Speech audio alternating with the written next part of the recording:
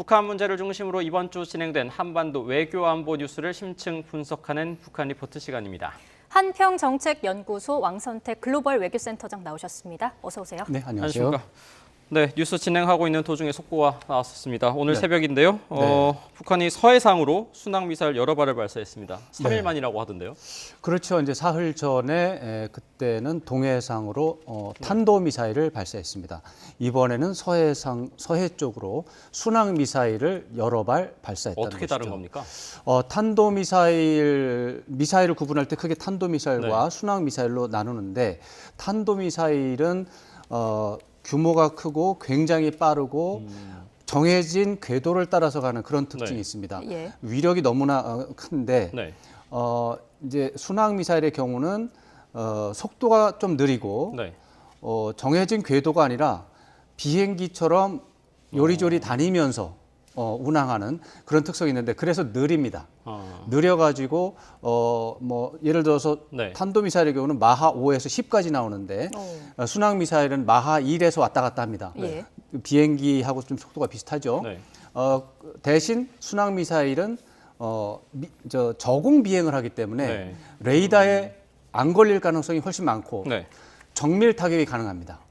정밀 타격이 가능해서 두 개 탄도 미사일은 위력이 큰 파괴, 네. 그다음에 순항 미사일은 정밀 타격 이런 용도로 사용되고 있습니다. 이게 뭐 동서해상 발사가 어떤 의미를 다르게 갖는 것도 있습니까?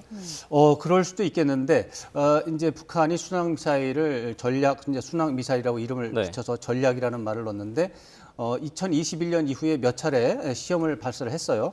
서해 쪽에서 여러 차례 했습니다. 그렇기 때문에 기존의 어떤 나름대로의 개념을 가지고 있는 것 같은데 아마도 뭐 동해와 서해 양쪽에서 그리고 탄도미사일과 순항미사일 다양한 수단을 통해서 남쪽을 또 공격할 수 있다. 이런 것을 보여준다 이렇게 일단은 해석할 수가 있겠습니다. 네, 탄도 순항 미사일. 탄도는 위력이 큰 타격, 순항 그렇죠. 미사일은 정밀 타격으로. 그렇습니다. 네. 규모는 작지만 정밀 타격이 가능하다. 그렇군요. 오늘 발사한 미사일은 순항 미사일로 확인이 되고 있죠. 네, 그 합참에서 일단 순항 미사일이다 이렇게 했는데 네. 구체적인 재원은 아직 확인 중이라고 하는데 네. 지난 3월에 이제 북한이 스스로 전략 순항 미사일이라고 하는 화살 1, 네. 화살 2형을 발사한 바가 있습니다. 예. 근데 이 화살 1, 2형이 좀 특징이 있지 않습니까? 네, 그렇습니다. 거의 같은 기종으로 보이는데 네. 거리가 좀 다릅니다. 화살 1형의 경우는 한 1,500km 정도로 추정이 되고 있고 화살 2형의 경우는 그것도 좀 깁니다. 그래서 1,800km에서 2,000km 정도 네. 이 정도로 해서 차이가 좀 있습니다. 그렇군요. 오늘 미사일 발사, 우리 측 대응이 현재 어떻습니까? 괜찮다고 볼 수 있습니다. 오늘 순항 미사일 발사가 됐는데 새벽 시간이죠. 네. 4시경이라고 합참이 발표를 했습니다. 예. 순항 미사일은 조금 전에도 말씀드렸지만 순항 미사일의 특징은 네. 저공 비행을 합니다. 저공 비행을 하면 레이더에 잘 안 잡힙니다. 네. 그렇기 때문에 북한이 순항 미사일 발사를 하고 실험도 다 했지만 네. 남쪽이나 우리 한국 군이나 미군 쪽에서 탐지를 못하는 경우도 있습니다. 예. 네, 그렇지만 오늘 새벽에는 그런 사실을 우리 군이 포착을 했기 때문에 일단 탐지가 어려운 네. 순항 미사일의 궤적을 탐지를 했다는 것만으로도. 것 예. 자체만으로도 우리 군이 긴장감을 갖고 임무를 수행하고 있다 이런 점을 알 수 있고 예. 지난 사흘 전에 탄도미사일을 쐈을 때도 네. 새벽 시간에 쐈습니다. 그렇죠. 그때 두 발을 쐈는데 3시 때 쐈죠. 새벽 3시 때. 그때도 비교적 이른 시간에 정확하게 궤적을 파악을 했는데 탄도미사일은 그래도 쉽습니다. 탄도미사일은 위로 한 고도가 50km 이상 올라가기 때문에 그렇게 되면은 우리 측에서 이제 가동 중인 레이더가 포착하기가 훨씬 쉽죠. 예. 근데 순항 미사일은 심하면 수백 미터 이하에서 움직일 수 있습니다. 그렇게 되면 레이더를 북쪽에 쏘고 살펴봐도 모르는 수가 있거든요. 네. 그런데 이번에는 포착을 한 것으로 확인이 되기 때문에 비교적 긴장감을 갖고 잘하고 있다 이렇게 보여집니다. 근데 이 이 순항 미사일이 중요한 게 앞서 왕 의원께서도 말씀해 주셨습니다만 그 북한이 밝히기로는 이 화살 1형과 2형에 전술 핵탄두를 장착할 수 있다 뭐 이렇게 주장을 하고 있는데 그렇습니다. 이거는 그러면은 그만큼 더 우리가 센 무기로 위협할 수 있다. 이렇게 저희가 받아들여야 되는 네, 겁니까? 초기에 제가 말씀드리면서 이제 그 말도 조금 드린 바가 있는데 예. 북한이 이 미사일을 순항 미사일이라고 안 하고 전략 순항 미사일이라고 합니다. 전략이라는 말을 앞에 붙인 거죠. 네. 그 말을 붙인 이유는 핵무기를 탑재할 수 있다라고 네. 주장하는 것입니다. 이제 물론 이 실제로 그럴 수 있는지 없는지 그것은 아직 모릅니다만 네. 지금까지 북한이 보여준 여러 가지 행보를 볼 때 그럴 가능성이 충분히 있다 이렇게 이제 분석을 할 수 있고요. 네. 북한이 탄도미사일의 여러 가지 종류가 있고 네. 또 순항미사일에도 화살 1, 화살 2와 같이 또 다른 종류가 네. 있고 이런 것들을 통해서 우리 한국이나 또 미군 기지를 향해서 다양한 방법으로 또 불의의 시간에 네. 기습적으로 핵무기를 사용할 수 있다라는 것을 보여주는 것이죠. 그래서 전략이라는 말이 들어가면 핵무기를 사용할 수 있다라는 의미가 들어있다고 생각하시면 되겠습니다. 네. 북한의 무력 도발 의도가 뭐라고 보십니까? 이제 북한 쪽에서는 뭐 도발했다는 말에는 동의 안 할 수도 있겠습니다. 네. 이제 우리가 이제 도발이라는 말을 쓰는 것은 직접적으로 우리 인명이라든가 장비에 손실을 일으키면서 우리에게 싸움을 걸어오는 것을 이제 도발이라는 말을 쓰는데 그럼에도 불구하고 우리에게 직접적인 위협이 안 되는데도 우리는 북한에 대해서 도발이라는 말을 사용합니다. 이유가 몇 가지가 있는데 네. 첫째로는 유엔 안보리 대북 제재 결의에 북한은 탄도미사일이나 유사 기술을 사용한 미사일을 발사하지 네. 말라 이렇게 금지를 해놨습니다. 그렇죠. 유엔 안보리 결의를 위반했기 때문에 네. 도발이라고 도발. 하는 거죠. 이거는 그러니까 군사적 도발의 의미보다는 정치적 도발의 의미가 크고 또 하나는 이제 동해상으로 쏘니까 뭐 우리 남쪽에 쏘는 건 아니지만 네. 우리가 인접한 바로 옆에 있는 상황에서 미사일이 이게 이제 상공으로 솟아오를 때 네. 이것이 과연 남쪽으로 향할지 동쪽으로 향할지 초기 단계에서 모를 수가 있어요. 네.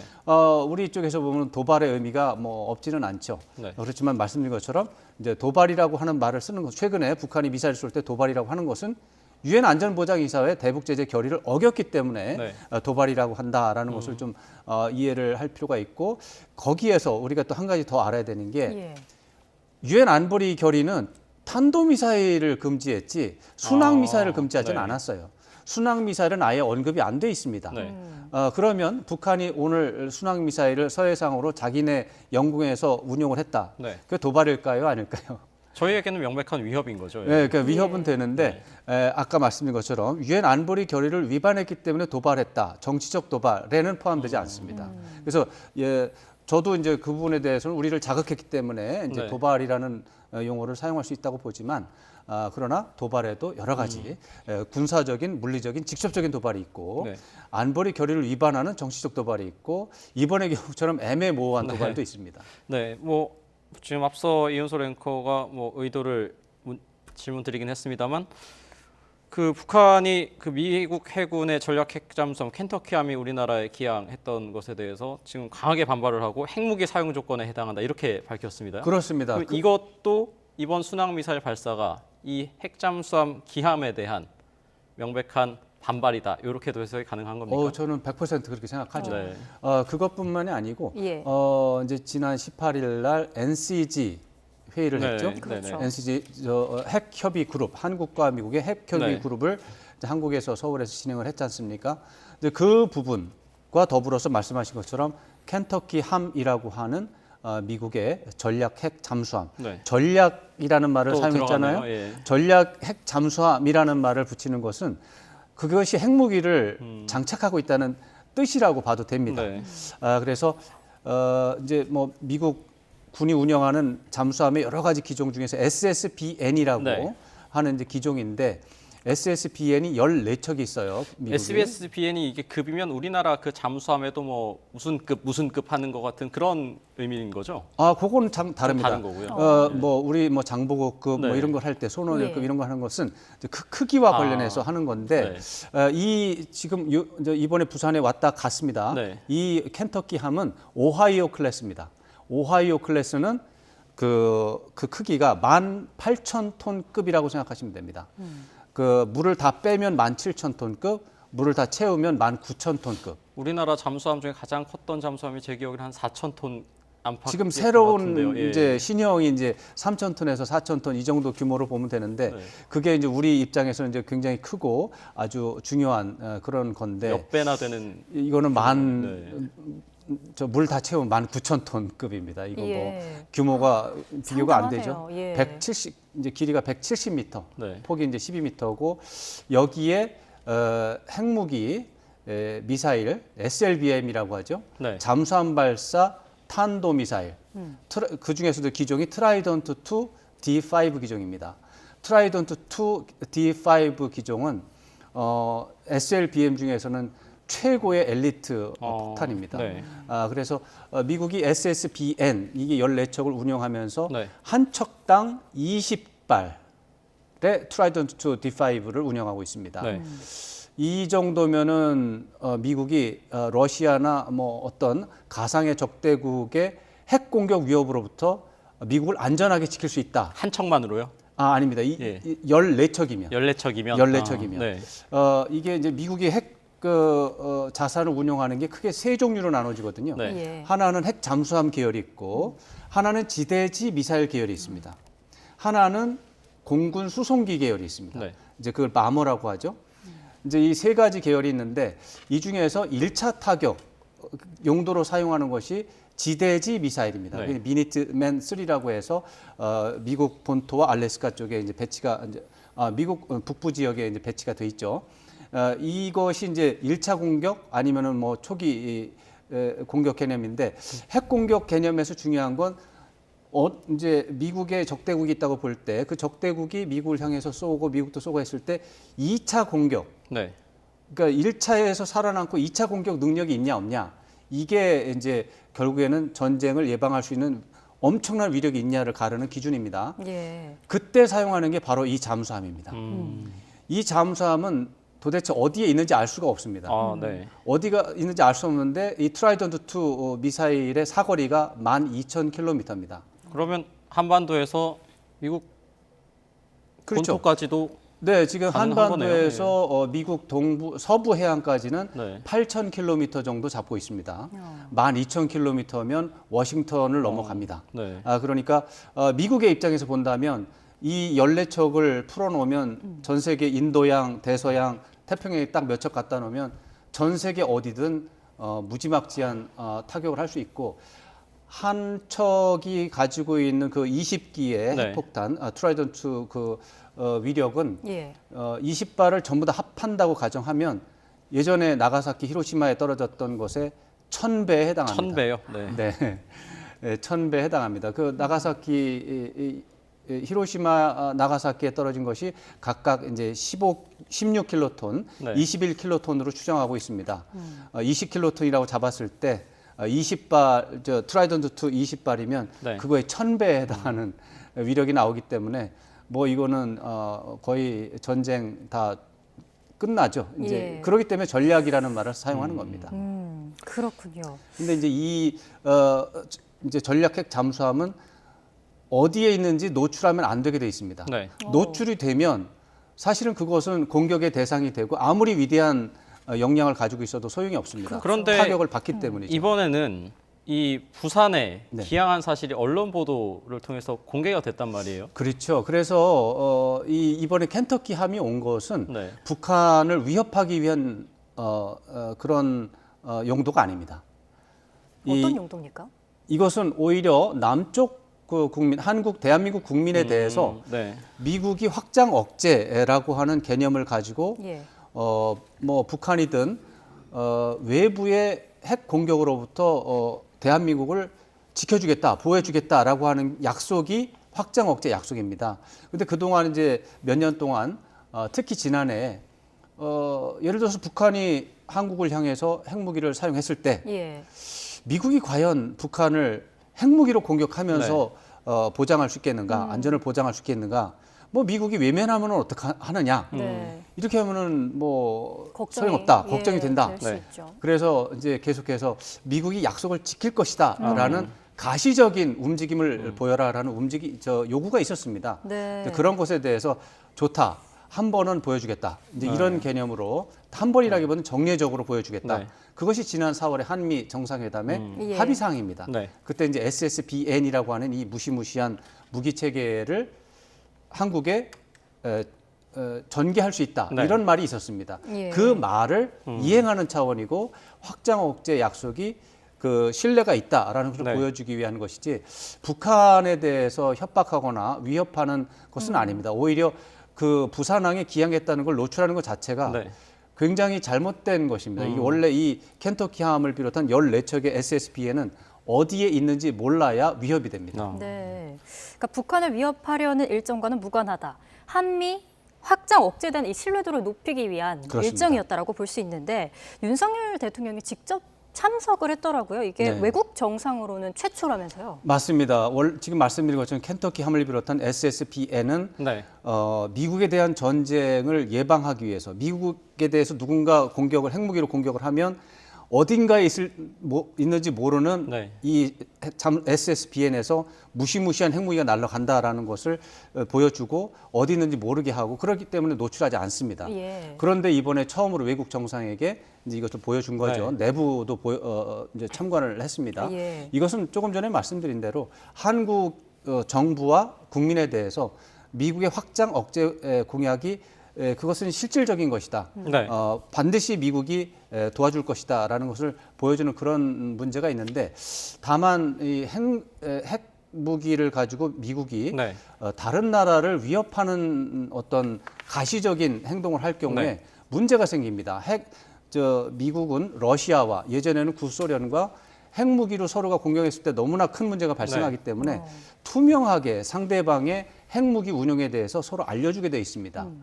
그래서 서로가 이제 불신하지 않도록 네. 혹시 상대방이 나 모르게 다른 공격 무기를 가지고 있으면은 어떡하나. 네. 이게 이제 안보 딜레마거든요. 이제 안보 딜레마를 없애기 위해서 불필요한 행동을 안 합니다. 네. 그런데 지금처럼 이런 핵 장비를 무시무시한 핵 관련 자산을 노출하고 네. 이렇게 되면은 러시아나 중국이 또 북한이 자극을 받겠죠. 그렇죠. 자극을 받으면 상대방은 또 다른 대책을 세우면서 안보 딜레마가 더 위험하게 됩니다. 이런 차원에서 부정적인 요소가 있어서 긍정적인 요소는 확장 억제에 대한 네. 신뢰, 그다음에 부정적인 요소는 안보 딜레마를 가속화시켜서 주변국의 더 위협을 오히려 강화시키고 네. 그렇기 자극이 때문에 되는. 네, 우리도 군사비를 다시 올리고 예. 이렇게 되면은 우리가 원하는 평화 쪽이 아니라 전쟁 위협이 고조되는 쪽으로 가기 때문에 이런 쪽에서 이제 득실 계산을 해보면 네. 이해는 갑니다. 이제 대통령은 국민의 생명과 안전에 최종 책임자가 네. 아닙니까? 그렇죠. 그런 차원에서 북한 핵 위협으로부터 최고 이제 생명과 안전을 책임진 사람으로서 이제 최선을 다하고 있다. 이런 걸 과시하지만 주변국을 불필요하게 자극하는 안보 딜레마 요소에서 문제가 있어서 이것은 사후적으로 우리 정부나 미국이 해결해야 될 이제 과제가 부담이 생겼다. 이렇게 봐야 되겠습니다. 네.